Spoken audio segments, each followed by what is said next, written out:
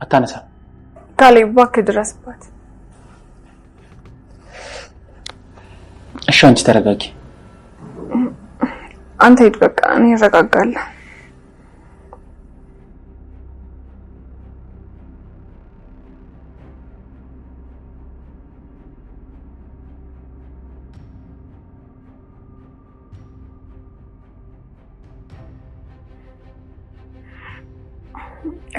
ሄሎ አባዬ፣ ቲና ለተመስገን ልትናገርብኝ ነው አባዬ። ተረጋጊ የኔ ልጅ። ካወቀ ልጄን ይወስድብኛል። እሺ እስከመጣ ጠብቂ። መጣሁ። አልችልም እኔ ቀድሜው መድረስ አለብኝ። ተይ እንጂ ትሁቴ፣ የዚህን ያህልማ አትፍሪ። አባዬ ጉዳዩ የኔ ቢሆን እኮ አልፈራም፣ ግን ልጄን ይወስድብኛል። እኔ እየደረስኩ ነው፣ ትንሽ ጠብቂ። እሺ ግን እባክህ ቶሎ በል አባዬ።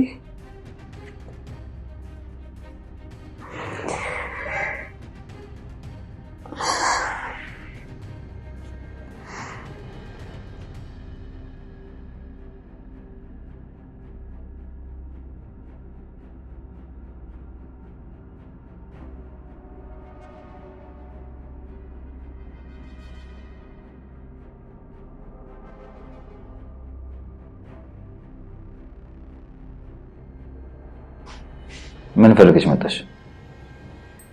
አንተን። ለምን? ወሳኝ መረጃ አለኝ። ምንድነው? አታሽማሙ ነው ቶሎ ተናገሪ። ትሁት ያንተ ሚስት ልጅ አላት። ምን?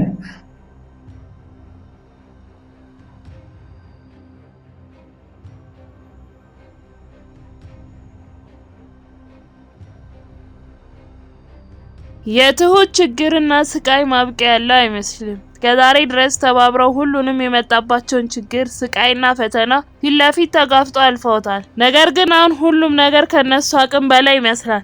ምክንያቱም የበሰበሰ ዝናብ አይፈራም እንደሚባለው እቅዶቿ በሙሉ አልሳካ ብሏት ምርጫታ እየተንከራተተች ያለችው ያቀደችውን ቤትና ንብረት ለማግኘት እቅዶቿ በሙሉ አልሳካ ብሏት ምርጫታ እየተንከራተተች ያለችው ያቀደችውን ቤትና ንብረት ለማግኘት ምንም አይነት የሰይጣን ስራና ተንኮል የምትሰራው ቲና አሁን ላይ ያላትን አቅም በሙሉ ተጠቅማ ነገሮች ሳይሳካላት ቀርታለች። በዚህ ምክንያትም ነው እስከዛሬ ለተመስገን ሳትነግረው ደብቃ እንደማስፈራሪያ ስትጠቀምበት የነበረውን ትሁት ከሱ የወለደችው ልጅ እንዳላት የነገረችው። ተመስገን ይህንን ነገር ሰምቶ ፈጽሞ ማመን አልቻለም ነበር። ግን አሁን ትሁትን ሙሉ ለሙሉ በእጁ የሚያስገባበት ትልቅ መሳሪያ ነው ያገኘው። ተመስገን ትሁትን ለማግኘት በቤተሰቦቿ ከዛም አልፎ በአሰሪዎቿ አስፈራርቶ እሷን የራሱ ለማድረግ በተደጋጋሚ ሞክሮ ባይሳካለትም ነገር ግን አሁን ትሁት የማትደራደርበት ህይወቷን ልትሰጥለት የምትችለው ምስኪኗን ልጇን አግኝቷል። ለተመስገንም ቢሆን ይሄ የመጨረሻ እድሉ ይመስላል። ምክንያቱም ትሁት የወደደችውን ልታገባ ያሰበችውን ካሌብን እንኳን አግቶ ስላልተሳካለት ካሌብን አግቶ ትሁትን እንዲሰጡት እንደ መደራደሪያ ያቀረበው ተመስገን ከቤተሰቦቹ ያልጠበቀው መልስ ነበር ያገኘው። ነገሮችን ተረጋግተውና አስተውለው የሚመለከቱት ቆፍጣናው አባዬ ይህንን ማስፈራሪያ ሲሰሙ ያን ያህል አልደነገጡም። ይልቁንስ ረጋ ብለው ከዚህ በኋላ እንዳስደውልልኝ ስራ የለህም እንዴ? ስራ ፈት ሰማለህ? እሱም ቢሆን ራሱን ማዳን ካልቻለ የራሱ ጉዳይ ብለው ነበር ጆሮ ላይ ዘጉበት። ለትሁትም ካሌብን ተመስገን እንደያዘውና ምንም እንደማይፈጠር ካሌብን ምንም ሊያረገው እንደማይችል ነገሩን አንቺን ለማግኘት እንደመጠቀሚያ ነው የያዘው ይሏታል። ትሁትም ግራ ተጋብታ አባዬ ግን እርግጠኛ ነህ ምንም አያደርገውም ብላ ጠይቋለች። አባዬም አታስቢ ምንም አይፈጠርም፣ አንቺ አይምሮ ላይ የተሳለውና እኔ ያየሁት ተመስገን ምንም አይገናኝም። ካሌብ የሱ ጉዳይ አይደለም፣ ምንም ሊያደርገው አይችልም። ቢደውልልሽ እንኳን ምንም እንዳትዩ፣ ካሌብን በዛ መንገድ ማስለቀቅ እንችላለን። ይልቅ አሁን ግቢና ተኚ ይሏታል። በነጋታው ጠዋትም ቲናና ተመስገን ካፌ ውስጥ ተገናኝተው ስለ ካሌብ ጉዳይ ማውራት ይጀምራሉ። ተመስገንም ቀጥሎ ካሌብን መያዛችን የሚሆን አይመስለኝም፣ ቆይ የሽማግሌው ልጅ አይደለም እንዴ ብሎ ስጠይቃት ቲናም እንደማይሆን እኮ ቀድሜ ነግሬህ ነበር፣ ለሰውየው ልጁ ነው። ነገር ግን እሱ መያዝ ለውጥ ያለው ነገር አይደለም። ራስህን ችግር ውስጥ አትክተት። ሰዎች በጣም ተረጋግተው ሲቀመጡ ነው መፍራት ያለብህ ትለዋለች። ተመስገንም እስቲ አስብበታለሁ፣ ከዛ በፊት ግን ትሁትን አወራታለሁ ብሏት ጥሏት ይሄዳል። ቀጥታም እነ ትሁት ሰፈር ሱቅ አካባቢ ሄዶ እሷን መጠባበቅ ይጀምራል። እሷም ለቤት የሚሆን ዕቃ ለመግዛት ወደዛ ትሄዳለች።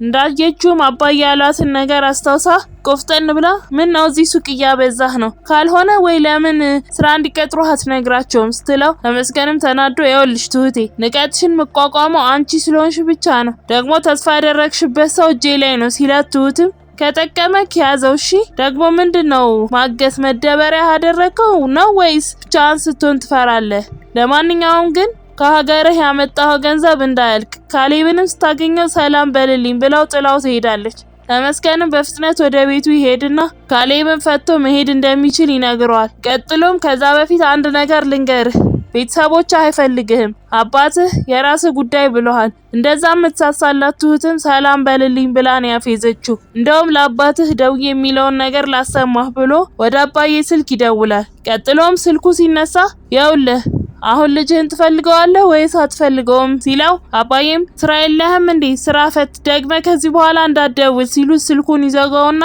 አንተ በቤተሰብህ አትፈልግም ስለዚህ ማይፈልግን ሰው እኔም አልፈልግም መልካም መንገድ ብሎ ያባረረዋል ካሌብም ቀጥታ ወደ ቤት ነበር የሄደው ሳይተኛ ስለነበር ያደረው ረፍት ያደርግና ሲነሳ ትሁት ወደ ክፍሉ ትገባና ደህና ነህ ካሌብ ስትለው አሁን ውጪልኝ ትሁት እኔ ምንም አልፈልግም ይላታል ትሁትም ተው ካሌብ ንዴትህ ያልፋል ነገር ግን በጣም ከባድ ነው ልጅ ስላለኝ ከሆነ የተናደድከው ደጋግመህ ተናደድ በልጅ አላፍርም ለማንም ማልናገረው ለልጄ ስለማስብላት ነው ትሏለች ካሌብም ያ ሰውዬ ደረቅ ወንበር ላይ ሲያሳድረኝ ዝም ስትሉ ፈላጊ የለህም ብሎ ለቀቀኝ ግን እናንተ ቁጭ ብላችሁ ቡና ስትጠጡ አገኘዋችሁ ትሁት ቆይ ተመስገን ልጅሽ አባት ከሆነ ብታገቢ ምን ይጎለዋል ሲላት ትሁትም ደንግጣ ምን ቆይ ህይወቴን ካመሰቃቀለው ሰው ጋር እንዴት ነው ጋብቻ ፈጽሚ የምትለኝ በጣም ትገርማለህ ስትለው ካሌብም እኔ ራሴ በጣም ሞኝ ነኝ በዚህ አይነት ቲና ለራሱ ለኔ መጥፎ ሰው አልነበረችም ሲላት ተናዳ ጥላው ትወጣለች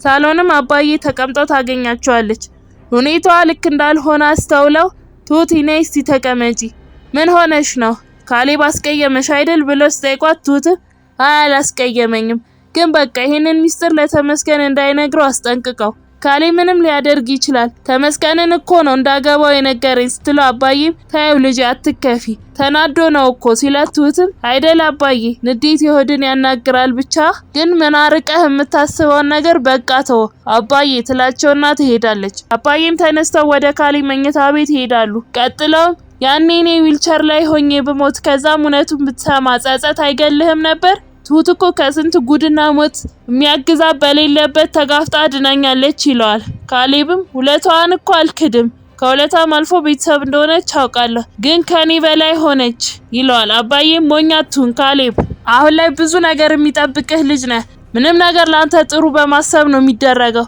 ይሄን ነገር አትርሳ እኔም ሆንኩ ትሁት ላንተ እንደምናስበው ማንንም አያስብልህም ይላውና ይወጣል በነጋታውም አባዬ ትሁት እንዲሁም ካሌብ አንድ ላይ ተሰብስበው ቡና እየጠጡ ባሉበት ቲና ሳታንኳኳ በራቸውን ከፍታ ትገባና ልጠይቃቸው እንደመጣች ትነግራቸዋለች አባዬም በንዴት አመናጭቀው እንድትወጣ ያናግሯታል ካሌብም ተተቀመጠበት ተነስቶ ይዟት ይወጣል በነጋታው ጧት አባዬ ካሌብን ከተኛበት ውሃ ረጭተው ይቀሰቅሱትና ስፖርት ለመስራት ይዘውት ይወጣሉ ስፖርታቸውን ሰርተው ሲመለሱም ትሁት ቁርስ እስክታቀርብላቸው ማውራት ይጀምራሉ አባዬም ካሌብ ትንሽ ጊዜ ነው በደንብ በስራት ስትጀምር ታመሰግነኛለህ ከዚህ በኋላ በደንብ እንሰራለን ይሉታል ካሌብ ግን በድጋሚ እንደማያደርገው ይነግራቸዋል አባዬም ተነስተው ጥለውት ይወጣሉ ካሌብም ቁርሱን በልቶ ልብሱን ቀይሮ ከትሁት ጋር ቁጭ ብሎ ቡናውን መጠጣት ይጀምራል በድንገት እንደለመደችው ቲና ሹልክ ብላ ትመጣና ገብታ አጠገባቸው ትቀመጣለች ትሁትም ተናዳ በክብር እንድትወጣ